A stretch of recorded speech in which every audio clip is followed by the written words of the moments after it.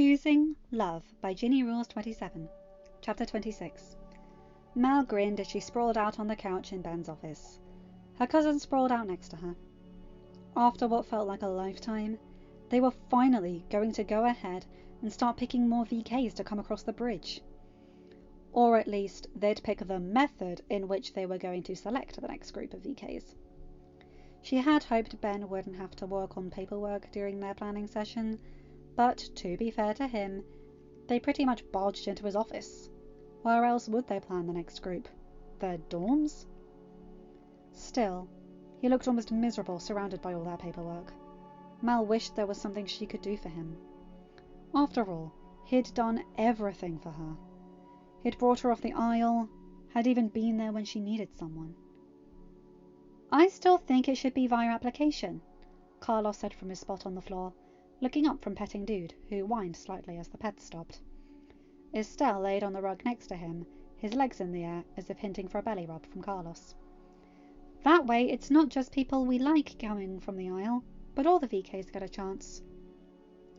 You and I know perfectly well that there are VKs who don't deserve to come over here, DeVille, Harry told him, leaning over the couch so that his head was between Mal and Uma, as Carlos finally picked up on the hints and gave Estelle a belly rub. Freddie and Zevon, for instance, plus Zevon's sister Yusla and Mad Maddie. You know, I just want to say, this Zevon's name sounds like it should be a laundry deterrent, Akio said as he came in and sat on Ben's desk. Mal chuckled. I would give you all the chocolate in the world if you told him that to his face. His reaction would be priceless. But what are you guys doing here? Ben texted us and said you would all come and take over his office to plan the next VK group, Amir said from the doorway as he held up a tray of sandwiches that Mal could only assume had been created by Akio. So we brought snacks for you guys. Ooh! We didn't take over his office, Uma chuckled. We just walked in. He wasn't even in here. Yes, he was, Uma. Mal shook his head. You just couldn't see him because he was buried under a mountain of papers when we walked in and set up shop. Yeah, I mean, he's right here doing paperwork, Akio said, shaking his head in amusement as he pointed at Ben. Amir crossed the threshold of the doorway to join in the madness. The teenage king, to his credit, only looked bemused at the whole thing, almost as if it was something he was used to. Though, knowing Ben and the insanity of the friends he has, he probably is used to things like this. Mal thought. We're getting off topic, Harry said as he snatched a sandwich off the tray that Amir was holding. The Agrabah prince shook his head and made the rounds, offering sandwiches to all the VKs and Ben. So what's wrong with just picking the next group ourselves? After all, that's what Mal and Jay did. We do that, and it looks like the only kids who get off the aisle are the ones who are close to us, Mal sighed, as she too took a sandwich.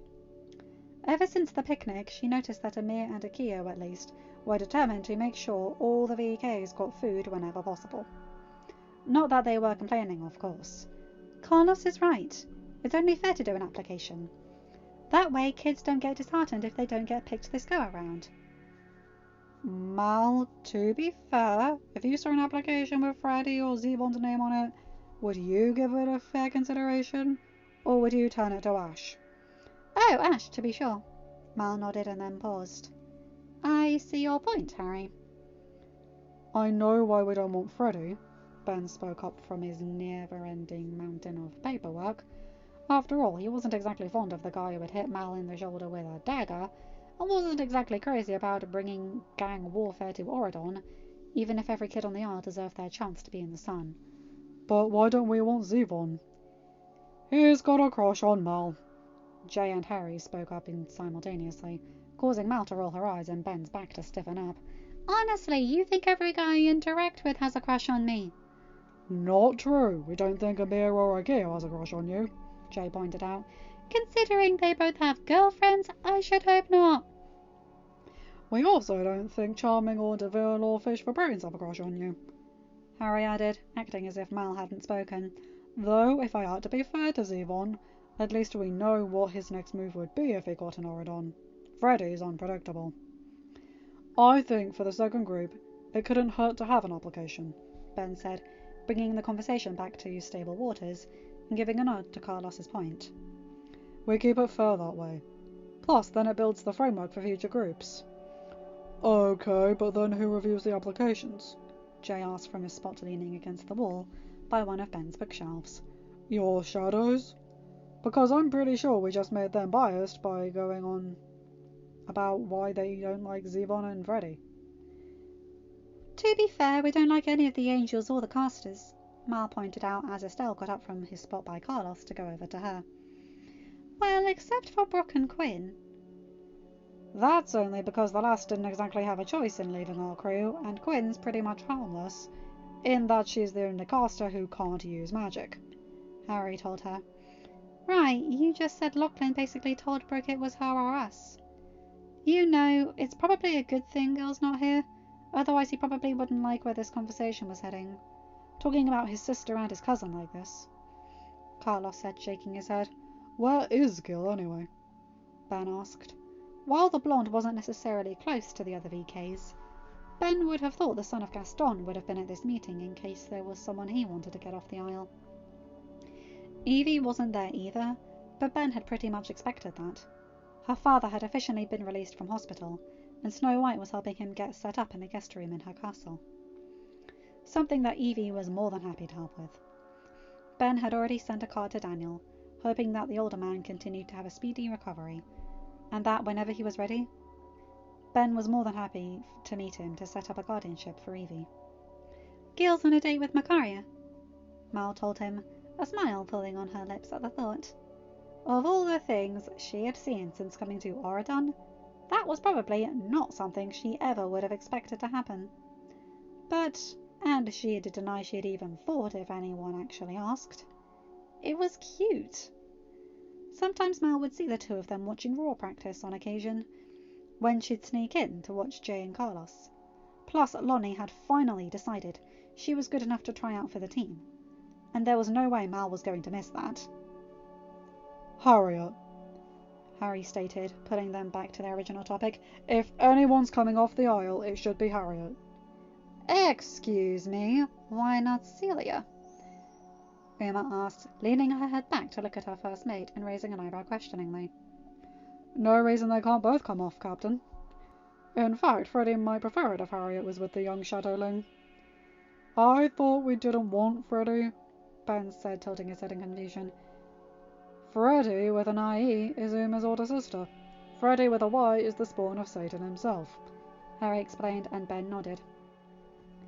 Harriet probably would want us to take a younger kid instead of using a spot for her, Mal pointed out. She's what, 18, 19? She's still a VK, Harry stated firmly, as he crossed his arms over his chest. Mal couldn't help but give him a small smile. She knew that while Harry loved both of his sisters, his older one would have always been a preferred spot in his heart. Harry would die before he let any harm come to Harriet. But then again, Harriet would die before she let anyone harm her younger siblings. What about CJ or Ryan? Hattie spoke up as he looked over, giving Estelle belly rubs as Carlos got up from his spot on the ground. Or Dizzy, if we're listing non-crew members. One of these days you're going to tell me how you managed to make friends with Dizzy Tremaine of all people, Mal told her little brother, especially seeing as Dad rarely let you out of the underworld with the exception of trips to the ship. Mum would take me on her walks sometimes, and we'd go into the neutral zone to check up on Dad's restaurant. Dizzy works over at Curl Up and Die, which is right next to the restaurant. Hattie shrugged. That makes sense now that I think about it. If we're talking younger kids, Squeaky and Squirmy Smee have got to come to Auradon, Jay said firmly. Think about it. If being here brought Carlos out of his shell, it'd do wonders for those boys. Hey! 3 words, Deville. Fear of dogs, Harry told him as Dude wagged his tail and nudged Carlos's hand to indicate his want of more ear scratches. 3 words for you, Harry. Obsessed with Hook. Mal chuckled and Uma shook her head. Pup's got some bite to him now, I see. Though you're just proving Jay's point that Auradon would probably do wonders for Squeaky and Squirmy Smee. You guys really think you'd be able to get them away from Sammy? Carlos asked. Pup's got a point. Harry nodded and Carlos rolled his eyes as Dude barked in agreement. Mal bit her lip. You know, if Harriet came with them, the twins would probably come across the bridge. They'd be terrified, but at least they'd know her. She's Sammy's best friend, after all. Well, she was more than her best friend, but like all the Hooks, Harriet seemed to live in a permanent place of denial. Maybe it was because she was a pirate. They did like to spend time in the water, after all, and the Nile was a river in Egypt, as Amir liked to constantly spout. If Harriet wants to be in denial, that's none of my business, she thought. Just like with Dustin, I'm not going to say anything until they're ready. Besides, she might be worried about how Harry would take that. Not that he would be anything but happy for his favourite sister and her first mate. It's really the captain that Harriet would have to worry about, which is just another reason to get Harriet at the very least to Oridon. But again, Harriet wouldn't want to take a spot from a younger kid, Jay said, pulling Mal back to the conversation. And if there's going to be only 4 spots open... But why did there have to be only 4 spots? Mal asked as she stood up and began to pace back and forth. I mean, really think about it. The only 2 people who'd object to us increasing the number of VKs that are in the next group would be Natalie and Leah. Natalie has no power legislatively, and, well, to be crass as humanly and godly possible, Leah's dead. Well, Audrey might object as well, but let's not pick that scab with Ben in the room, Mal thought. It is rather hard to be a pain in the ass when you're dead, Uma nodded. Not impossible, as she's proven, but still incredibly difficult. So we could increase it, Mal said. Ben sighed. 4 is a nice round number, though. And if there are any incidents or accidents, they're... Easily contained? Mal asked, raising an eyebrow. Ben, at least, had the common decency to look sheepish at that, and Mal sighed. Bernie, 1 more VK is not going to ruin anything, Uma pointed out. And it would give Sam a peace of mind if Harriet was going with the twins, Jay added. You know, if they got selected. Akio shook his head. I don't know why we're all pretending the people you all just named aren't going to be the ones who are in the next group of VKs to come off the aisle. We need to at least make it appear fair, Amir reminded him. Ah, good point. You two might be insane. Jay chuckled. What does that say about you, though? You spend as much time as you possibly can around us, Amir teased. Wait, how are these applications even going to get to the aisle? Carlos asked. It's not like we've got Wi-Fi or even any internet over there. Plus, no one sends any mail to the aisle. Mal snapped her fingers as an idea popped into her head. Ben, we're going to do a food run to the aisle, right? Before the barge came in, so we could check on the hospital that was being built? We were? Oh, right, we were. Ben nodded.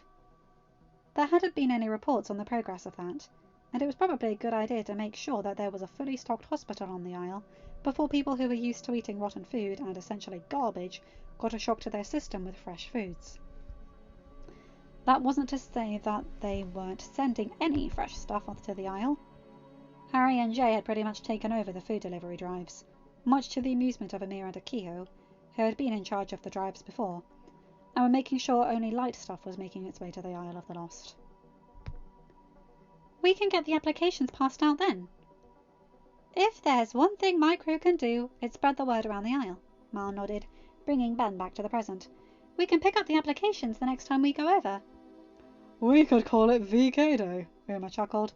That's not a bad idea, actually. Ben grinned, moving his paperwork off to the side so that he could be fully focused on the conversation at hand. It'd certainly get people interested if there was a day specifically dedicated to them. Harry nodded. If Mal's endorsing it, they'd be definitely interested in it. After you took down Maleficent, there was a group of VKs who insisted you were more evil than the dragon, and that's why you took her down. Seriously? Mal scoffed, not noticing Ben seemingly relaxed at her lack of reaction. Hey, I'm just telling you what happened.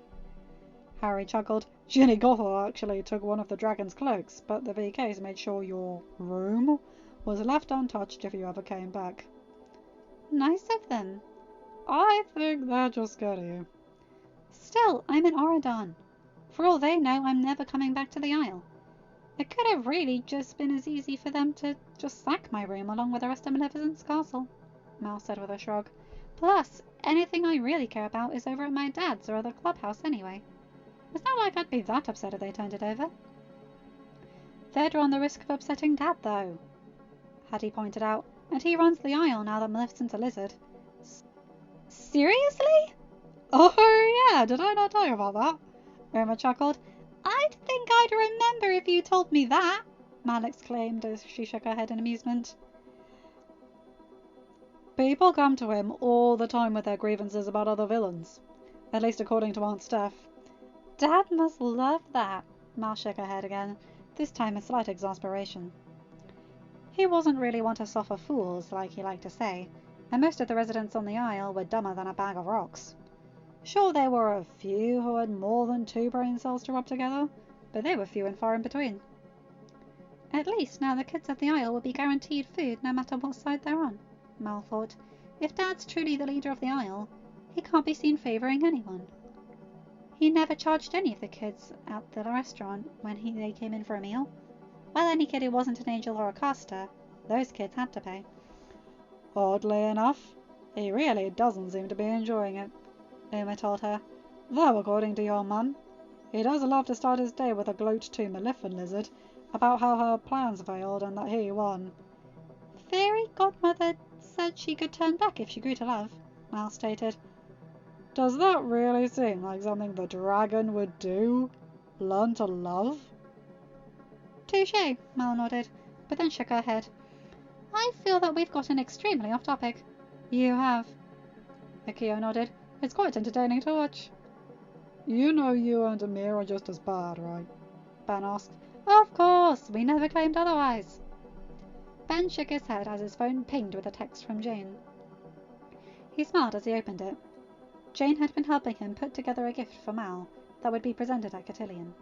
A stained glass window similar to the ones that were seen at his parents' castle. It was the 2 of them, with Mal in a purple dress that almost made her look like she was a dragon, as the skirt was designed to look like dragon scales, while the sleeves at the shoulders stuck out to look like wings, while he was in a suit almost exactly like the one he'd worn to his coronation. However, it was the background that Ben really liked. Working from his memory of the coronation, Ben had instructed that there be a dragon that looked like Mal's dragon form. It needed to be somewhat prominent, since Ben wanted to show Mal that he loved all of her, that he would never be embarrassed by her. It had been a couple of months since Natalie had been fired, and Mal hadn't said anything, but Ben knew that that wouldn't go away overnight.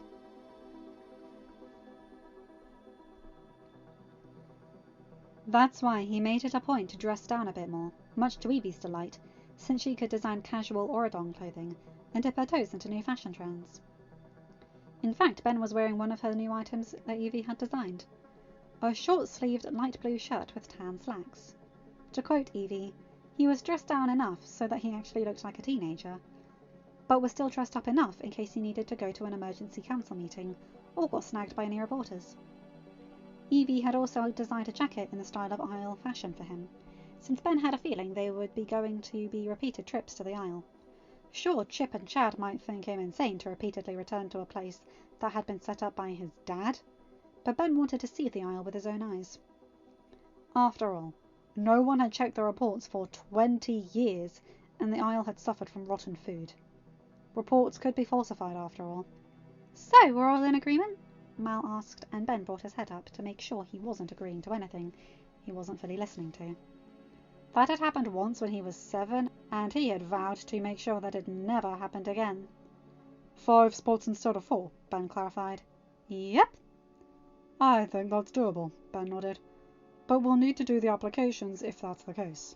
I'm sure Lonnie and Jane could review them if we need an unbiased party, or Fairy Godmother could help if they don't have the time, considering I know Jane's on the cheerleading squad with Rose and Evie.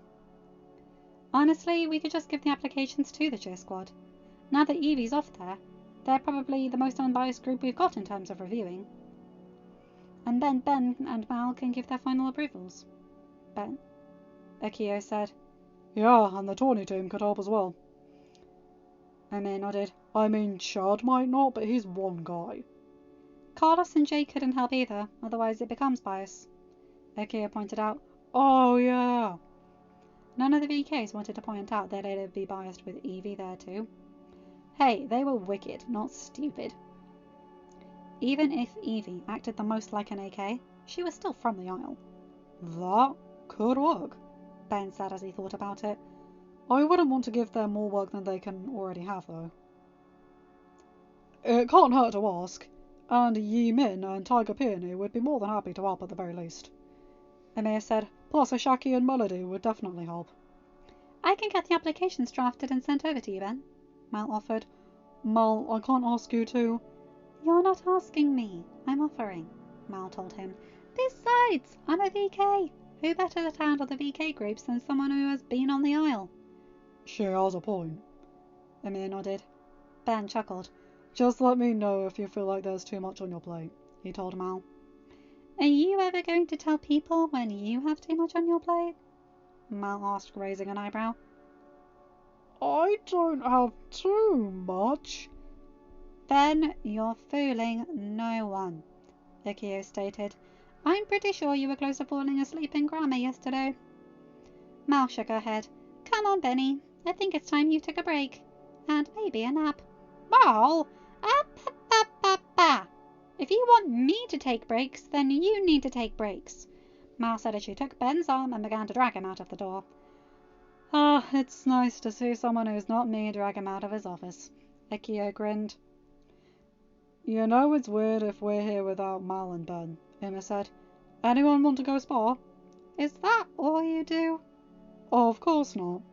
But right now, it's what I want to do. In that case, I want to watch. Amir grinned as the VKs chuckled and began to file out of Ben's office and make their way to the gym. End of chapter. Hi guys, hope you enjoyed that one. I like that one. Just they're being so casual yet so formal and discussing which kids need to come off the Isle.